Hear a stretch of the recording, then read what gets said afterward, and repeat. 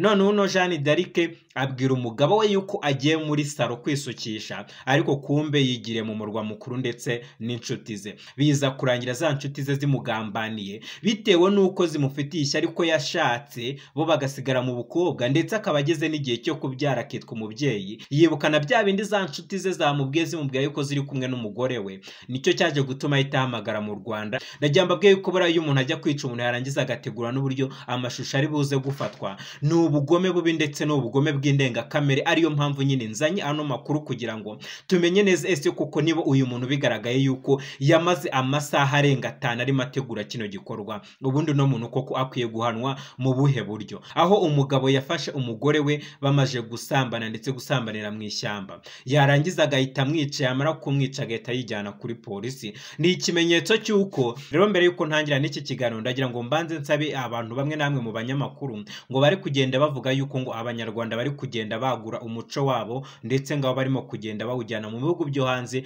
ngo by'umwihariko mu Bubiligi. Ndagira ngo umunyamakuru mbanze mukosore, buriya ntago kwicana cyangwa se ubugome nk'ubwo ntago ari umuco w'abanyarwanda, ahubwo nyine ni b'abanyarwanda bamwe na bamwe babaswe n'iyo ngeso mbi cyangwa se n'ubwo bugome bumeze gutyo, none bikaza kurangira rero abantu bamwe na bamwe bagenda babyitirira abanyarwanda bose. Ariko ndagira ngo mbabwire yuko mu banyarwanda harimo abantu beza, nubwo nyine hataburamo n'abo bantu babi. Ndagira ngo nkosore umuntu ho gatoya, hanyuma nze nkomeza n'ino nkuru y'ibi bintu byabereye mu Bubiligi. Ari na mpamvu nzanye amwe mu makuru abantu benshi bari kugenda baca hejuru bisa nkaho bari gutinya kuyavuga, ariko bimwe mu byatumye ntinda kugaruka kuri ino nkuru kwari kugira ngo mbanze menye amakuru yose, menye imva n'imvano, ndetse menye n'icyatumye uno mugabo kamere ye mbi cyangwa se ingeso ye mbi aza kuyigaragaza bikaza kurangira ahemukiye umugore we.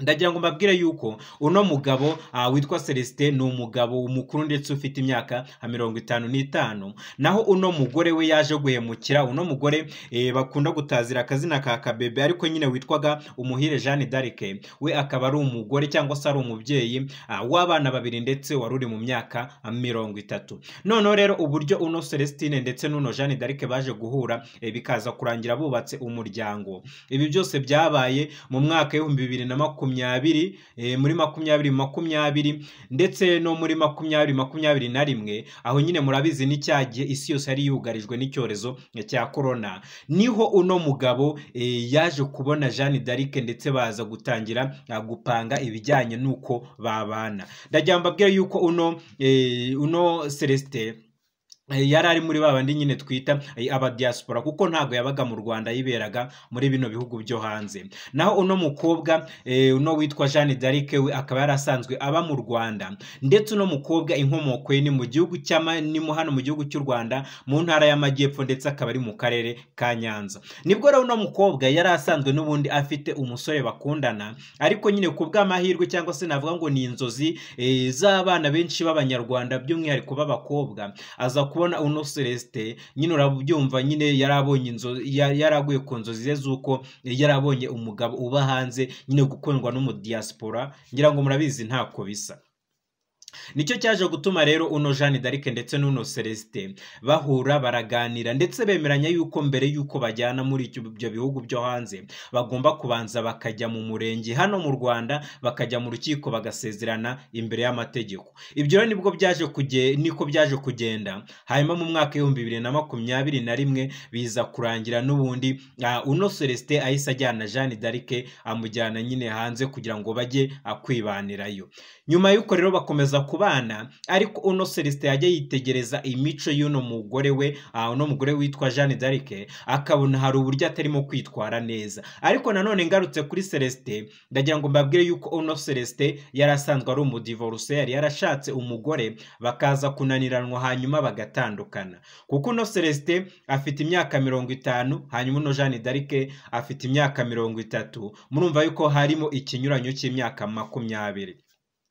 ariko bimwe mu byatumye uno Jeanne d'Arc yemera uno Celestin, ndagira ngo mbabwire yuko atari urukundo, kuko n'ubundi uno Jeanne d'Arc yari asanzwe afite undi mukunzi hano mu Rwanda bakundana ndetse babyumva kimwe. Ariko nyine nk'uko mujya mubibona ahantu henshi, buriya hari ukuntu umuntu ajya gushaka atitaye ku rukundo, ahubwo nyine akagenda akurikiye ibintu yibwira yuko urukundo ruzizana. Wenda ndagira ngo mbere yuko nkomeza nino nkuru mubanze mwibuke ya nkuru yabereye mu karere ka Kayonza, kuriya mugeni washyingiwe yagera mu rugo agasanga yarabeshywe imitungo, agasanga nyine ibintu byose bamwijeje nta bihari, bikarangira yifashe akeyima umugabo we kubera yuko umugabo we yagambanye n'abaranga, bikarangira bamubeshya imitungo idahari. Buriya bishoboka yuko iyo baza kumubwiza ukuri ntabwo uriya mukobwa yari bushake uriya mugabo, kuko nawe yamurushaga imyaka, ahubwo yari agiye yikurikiriye ubutunzi, abubuze ahitamo nyine nawe kwifata yiyima umugabo we, birangira batandukanye ndetse bijemo n'induru n'abanyamakuru barabimenya. Rero reka ngaruke kuri kino cya Jeanne d'Arc ndetse n'uno Celestin. Aba nabo n'ubundi baragiye barabana, ariko nyine wo uno Jeanne d'Arc we imitungo yashakaga yarayibonye, ariko nyine kunezererwa umuntu udakunda bitangira kugenda abiba ikibazo mu rugo, nyine hakazamo utuntu tw'induru twa hato na hato, ariko nyine ntibikare ku buryo nyine byaca amarenga ko hazazamo kwicana, ariko nyine umutekano bigasa nkaho ari muke, cyangwa se amahoro agasa nkaho ari make. Ariko uno Celestin n'ubundi akiyoroshya ntiyerekane yuko ashobora kuzakora ikintu kibi nk'icyo yaje gukora. Nyuma y'ibyo rero uno Celestin yajyaga ahamagara hano mu Rwanda, agahamagara nyirasenge w'uno Jeanne d'Arc, kuko nyine ngira ngo murabizi yuko mu muco w'Abanyarwanda ba nyirasenge b'abakobwa bakunda kubahana, babigisha nyine uburyo bakwitwara mu rugo kugira ngo urugo rwabo rurambe. Aricyo cyatumaga uno mugabo Celestin ahamagara uno nyirasenge akamaze tese, ubundi koko uyu mukobwa mujya kumunkingira yaraje aragusura, murararana urarumuganiza, cyangwa se nyine mwarateruye murampereza gutyo gusa. Uno nyirasenge we yaramubwira guti bishoboka yuko yaba ari amaraso y'ubutoya, nguko biri kose ngo komeza umurwaze, azagenda kura kandi bizagenda biza neza, azageraho ajye ku murongo. Ariko nyine ndagira ngo nkubwire yuko buriya uzakura, cyangwa se nk'uko Abanyarwanda bajya babivuga ngo uzaba umugabo umubona kare, nyine umubona n'ubundi akiri umwana mu bitekerezo bye ubu bibona.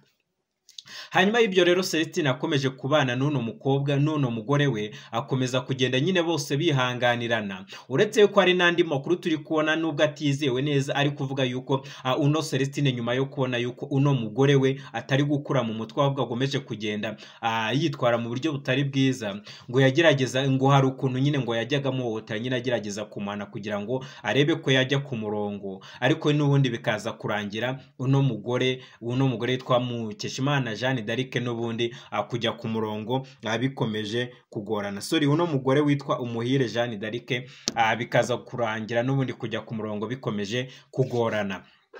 Hanyuma rero reka ngaruke kuri ino nkuru mbi yaje kumvikana mu matwi y'Abanyarwanda, cyane cyane bitangiye muri ino minsi. Ibi byose byatangiye ku wa kane, kuri uno wa kane w'iki cyumweru turimo turangiza. Uno Jeanne d'Arc yari afitanye gahunda n'abandi bacuti be mu Buruseli. Nyine mu Buruseli murabizi yuko ari umurwa mukuru wa kino gihugu cy'Ububirigi, cyangwa se wa hano mu Bubirigi. None uno Jeanne d'Arc abwira umugabo we yuko agiye muri saro kwisukisha, ariko kumbe yigire mu murwa mukuru ndetse n'inshuti ze. Aricyo cyaje gutuma nyine asaba umugabo we yuko yamusigaranira abana kugira ngo ajye kwisukisha, ajye muri saro, hanyuma aze kubanguka n'ubundi akomeze gahunda zo mu rugo. Uno mugore rero yaje kugenda ahita ahura n'abacuti be, noneho bahita bigira mu Buruseli, bigira kuryoshya, bigira gutembera.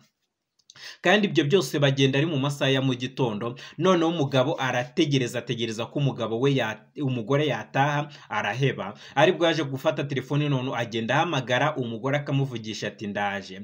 None akomeza kumuhamagara yatinze, biza kugeraho umugore telefone yanga kuyitaba, none biza kugera n'igihe telefone ivaho. Ariko rero ngo hari inshuti ze ngo zaje guhamagara umugabo ku ruhande, zimubwira yuko ngo umugore ari kwanga kumwitaba, ngo ku bushake ngo yabigambire ngo telefoni ko yashyize silence ngo arangiza akayishyira mu isakoshi kugira ngo adakomeza kumutesha umutwe. Ngira ngo bantu mudukurikira, ngira ngo murabizi yuko ku bantu mugenda mubona social media zitandukanye, buri hari igihe ubana n'inshuti uzi ko ari inshuti yawe, ukayibwira ibyawe byose, ukayibwira amabanga yawe yose, ariko kumbe ya nshuti niyo kukugambanira ndetse nta cyiza kwifurizaho. Hari inkuru imwe nigeze nabereka hano kuri kino gitangazamakuru cyacu hano ku Ivuko TV, y'umubyeyi wagiye kubyara kwa muganga ndetse agiye kubyara umwana we wa mbere, ariko nyine akaza kujyana n'izindi nshuti ze babanye mu bukobwa ndetse zikiri mu bukobwa, ariko zimufitiye ishyari we atabizi. Noneho biza kurangira bamutegeye kwa muganga, ubwo yari arimo we yifotoza yohereza amafoto inshuti ze abereka ko yishimye,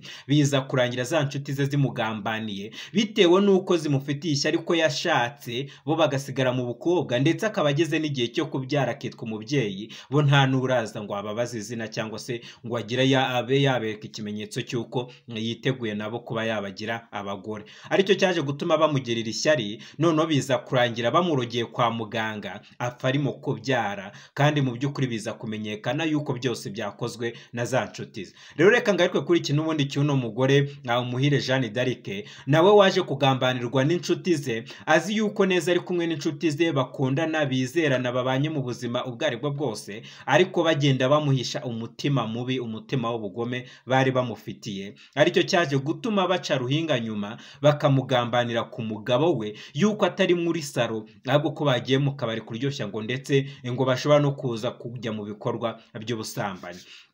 Uyu mugabo rero akimara kumva ino nkuru, akurikije n'ukuntu umugore yamubwira yuko agiye kuri saro, agiye kwisukisha noneho n'uburyo yamusigiye abana bigomeza kumushengura umutima. Noneho biza kugera mu masaha y'umugoroba, abana noneho batangira kurira, abana batangira kumutesha umutwe. Ngira ngo buriya murabizi yuko nyine ibijyanye no kurera ku bantu b'abapapa nyine ni ibintu bigoye. Buriya umupapa wamubaza ku bijyanye no gushaka amafaranga, ariko ibijyanye no kurera umwana akituma akamuhanagura, ngira ngo ni ibintu bigoye, namwe murabizi uko biri kose. Hanyuma yuko rero umupapa abana bamaze kumutesha umutwe, none aza guhamagara ya telefoni, none asanga bayifunze ntago iri gucamo. Yibukana bya bindi za nshuti ze zamubwiye zimubwira yuko ziri kumwe n'umugore we, nicyo cyaje gutuma ahita ahamagara mu Rwanda, ahamagara uno nyirasenge. Kandi ajya mbabwiye yuko atari ubwa mbere yarahamagaye uno nyirasenge, ahubwo nyine bakamubwira ati komeza umurwazi, aracyari umwana, azagenda akura, azagenda aca akenge. Ariko burandajya ngo nkubwiye yuko buriya iyo umuntu agiye kubyara abana babiri, uko biri kose akaba yaciye akenge. Kandi nyine no ku bantu muzi buriya ibijyanye n'ubuwenda n'ikigero cyangwa se n'ibyiciro by'uburyo umuntu agenda akura, umuntu w'imyaka 30 ntago aba agikeneye guca akenge. Niba ari ikigoryi aba ari ikigoryi, niba ari umuntu uzi ubwenge yakaba yamenya n'ubwenge akiri ku myaka 15, akazarenda asaza bwa bwenge akibufite. Kuko burangira ngo wenda mujya mubibona yuko tujya duhura n'abantu benshi muri sosiyete, wenda cyane cyane nko mu bigo by'amashuri, ugasanga abana barigana bose barangana, kandi wenda bose bagendera mu kigare kimwe, ariko ukaza gushiduka umwana umwenda uri mu myaka 15 yahohotewe agaterwa inda n'abantu batazwi, ariko wenda ugasanga wa wundi bagenda nawe ibyo ntibyamubayeho, bitewe n'uko yamenye ubwenge, yabona za nshuti zabo zirimo zimujyana mu ngeso mbi z'ubusambanyi, we akabihunga. Rero niyo mpamvu nagira ngo mbahe urwo rugero, mbabwire yuko buriya umuntu umenya ubwenge cyangwa se uzamenya ubwenge byose bitangira kare. Rero reka ngaruke kuri icyo ngicyo, nicyo Celestin yaje ahamagara iwabo no mukobwa witwa Jeanne d'Arc, ahamagara no nyirasenge we utuye mu mujyi wa Kigali, aramubwira ati ese umukobwa wanyu rwose byanze, kuva mu gitondo yansigiye abana na n'ubu ngubu sindamenya uko bimeze. Kino kintu nyirasenge nawe byaramurenze, mu by'ukuri yumva bino bintu ntago byoroshye, ndetse tekereje no kuba wafata umuntu w'umugabo, umuntu w'umupapa, ukamusigira abana amasaha arenga 8, nawe byaramurenze. Ariko nyine yanga guhita yanga kwereka uno mugabo yuko ibyo bintu mu by'ukuri atari byiza, ahubwo yumva agize igishyika cyo kuba yabona uwo mukobwa we cyangwa se umwana abereye nyirasenge, cyangwa se uno mugore abereye nyirasenge, hanyuma akaza kumuhana umugabo wenyine atumva, cyangwa se umugabo we atabirimo. Aricyo cyaje gutuma amubwira ati nagera mu rugo uze kumuma kuri telefone. Kuko nyine burandagira ngo nkubwire yuko umubyeyi buri uri mu kibazo araguhumuriza, ariko ntago ari uko cya kibazo aba yarakibagiwe ahubwo abagira ngo aze kugikosora ariko atakweretse ko cya kibazo gikaze. Niyo mpamvu nyine yari agerageje kumuhumuriza, ariko nyine uno mugabo we ntago ibyo byose yabyumvaga, nicyo cyaje gutuma n'ubundi ahita akupa telefoni, hanyuma yongera kumuhamagara mu masaha ya 2 z'ijoro, yongera guhamagara no nyirasenge w'umugore we uri mu mujyi wa Kigali, aramuhamagara ngo na n'ubu umugore cyangwa se umukobwa wanyu Kabebe ntago aragera mu rugo. Ndagira ngo mbibutse yuko uno Muhire Jeanne d'Arc bari bakundaga kumutazira akazina ka Kabebe. Aramuhamagara yamubwira ati ndagira ngo nkubwire ko kugeza izi saa 2 z'umugoroba Kabebe ataragera mu rugo, ubu ngubu abana nyine baracyagomeje kuntesha umutwe. Ariko akimubwira ibyo ngibyo umugore yahisaza ahita agera mu nzu, ahita agera aho mu rugo. None uno mugabo ahita abwira nyirasenge w'uno mugore amubwira ati ndabona ahageze. None uno mugore wari uri mu Rwanda ahita abwira umugabo Celestin amubwira ati rero wamumpa kuri telefone nkamuvugisha. Uno mugore nako uno Celestin ahita amubwira ati oya buretse gatoya. None ahita amubwira ati rero yahise amubwira ati buretse gato ngiye kubikurikirana. Ariho yaje guhita amubwira ati rero ndaza kukuvugisha mu gitondo numva uko bimeze. Uno Celestin aramubwira ati simbizi ni buri bumbone tushobora kutambona, kuko nyine ayo magambo yamushubije urumva ko yari yamaze gutegura igikorwa cyose, yari yamaze gukora plani y'uburyo gahunda zose ziri bugende, ndetse arabizi neza yuko muri icyo gitondo cyo kuwa gatanu ari buze kuba ari mu maboko ataraye, ariyo mpamvu yabwiye nyirasenge w'umugore we yuko atari buze kuboneka. Rero ndagira ngo mbabwire noneho ubugome bwaje kubera hano nuko uno mugabo ibintu byose yari yabiteguye, ndetse yari yafashe yari yestaye na kamera kugira ngo aze gufata amashusho y'ibintu byose ari buze gukorera uno mugabo uno mugore we. Ndagira mbabwiye yuko bara iyo umuntu ajya kwica umuntu yarangiza agategura n'uburyo amashusho ari buze gufatwa, ni ubugome bubi ndetse n'ubugome bw'indengakamere. Ariyo mpamvu nyine nzanye ano makuru kugira ngo tumenye neza ese kuko niba uyu muntu bigaragaye yuko yamaze amasaha arenga 5 ari mategura kino gikorwa, ubundi no muntu koko akwiye guhanwa mu buhe buryo. Kuko nyine buriya nubwo wenda umugore yari yaramutesheje umutwe ndabyo birumvikana, ariko ndagira ngo nkubwire yuko nta kintu na kimwe gitanga uburenganzira bwo kuba wafata umuntu utaremye, bwo kuba wafata umuntu udafiteho uburenganzira warangiza ukamwica nabo ukamwica urubazo nk'ibyo ngiye gukomeza mbereka mu mashusho yaje kuba yafatwa. Noneho warangiza ngo wijyanye kuri polisi ugiye kwitanga. Buriya ndagira ngo mbabwiye yuko uko ikiremwa muntu kigenda kirushaho kugenda gihabwa uburenganzira, ni nako kigenda kirushaho kugenda gikora ibikorwa bibi ndetse by'ubunyamaswa. Urabizi buriya nyine nko mu minsi ya mbere wenda cyangwa se mu gihe cyacu cyo hambere hakiriho igihano cyo gupfa, buriya ibyaha byabaga bikeya, wenda nubwo harimo abapfaga barengana, ariko nanone ibyaha byabaga bikeya bitewe nuko umuntu yatekerezaga uburyo ari bushyirweho ku karubanda akaraswa, yabitekereza kumva agize mu ubwoba. Ariko none ubu ngubu aho ibintu bigeze, urafata umuntu ukamwica, warangiza ukijyana kuri polisi vuba vuba kugira ngo uhunge abaturage cyangwa se abaturanyi bari hafi aho bashobora kugufata, nawe bikarangira bakugiriye nabi bakwishe. Ariyo mpamvu umuntu asigaye yica umuntu akagerageza kubigira ibanga, ahubwo agakoresha imbaraga zishoboka zose kugira ngo yijyane kuri polisi, hanyuma baze babe bakurikirana cya kibazo.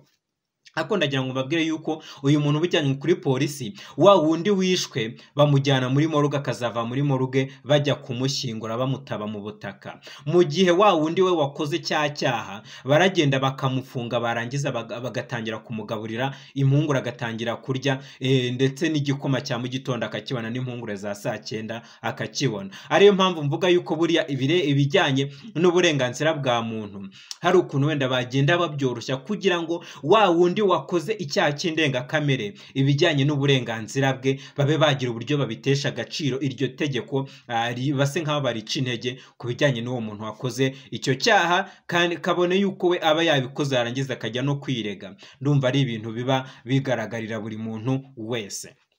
Ibiro nibyo nyine byabaye kuri Celestin, nze nkomeze mbakomereza iyi nkuru. Uyu mugabo n'ubundi akemara gukora aya no marorerwa bwaje gucya, noneho ajyana bano bana muri orphelinat kugira ngo ize kubitaho, kuko nyine icyambere cyo kubarera yabonaga katabishoboye. Kandi ikindi noneho mwa bino bihugu byo hanze by'umwihariko kino gihugu cy'Ububirigi, ibijyanye no gukoresha umukozi bisa nkaho bigoye, kuko ku makuru duhabwa n'abantu babaye mwa bino bihugu ngo ni ibintu mu by'ukuri bitora, aho usanga ingo nyinshi nta mukozi wo mu rugo zifite wita ku bana. Nicyo cyaje gutuma rero ajyana bano bana muri oruferina kugira ngo ibe ibitaho, ariko none umukozi wamwakiriye amusaba yuko yamuherekeza ngo akamugeza kuri polisi. Aricyo cyaje gutuma nyine abana babakira, ndetse uno mugabo Celestine baramuherekeza bamugeza kuri polisi. Akigera kuri polisi asezera uno muntu wari umutwaye, aramubwira ati bayi ngaho genda uzanderera abana neza. Uno mugabo rero akinjira muri polisi ahita avuga yuko aje kwirega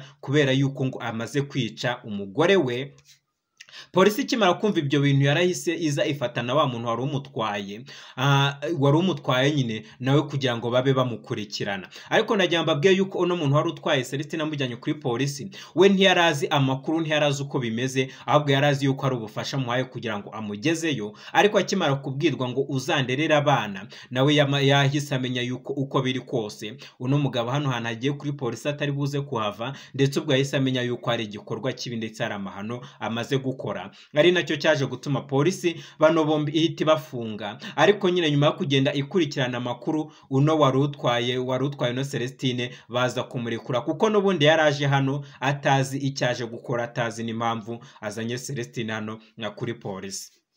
Rero reka ngaruke kuri ibi bintu. Mu by'ukuri murumva ko ari inkuru iteye agahinda ndetse ni inkuru ibabaje, ariko nanone nabonye abantu benshi bagomeje kugaruka kuri iki kintu cy'uko aba bantu mu by'ukuri bagenda bakora ubunyamaswa nk'ubu ngubu nabo bakwiye kujya bicwa bakavanwa muri sosiyete. Ngira ngo hari indi nkuru nayo twabonye hano mu Rwanda, ndetse banza ari mu karere ka Rwamagana niba atari muri Bugesera, aho umugabo yafashe umugore we bamaje gusambana ndetse gusambanira mu ishyamba, yarangiza agahita amwica, yamara kumwica agahita yijyana kuri polisi. Ni ikimenyetso cy'uko bitewe n'uko uburenganzira bwa muntu bugenda bushyirwa hejuru, ariyo mpamvu umuntu agenda akica umuntu, yarangiza kumva yuko igihe cyose ari bugire mu mategeko nta kindi gihano kindi ari buhabwe, bitewe n'uko araba yageze ahantu mu mategeko ndetse aho uburenganzira bwe buri buze kubahirizwa. Ariyo mpamvu nyine usanga ubugome bugenda bukomeza kugwira. Ndetse nabonye n'undi muntu wigeze kuvuga yuko ngo hakabayeho kugenda batandukanya imiryango ku buryo bworoshye kugira ngo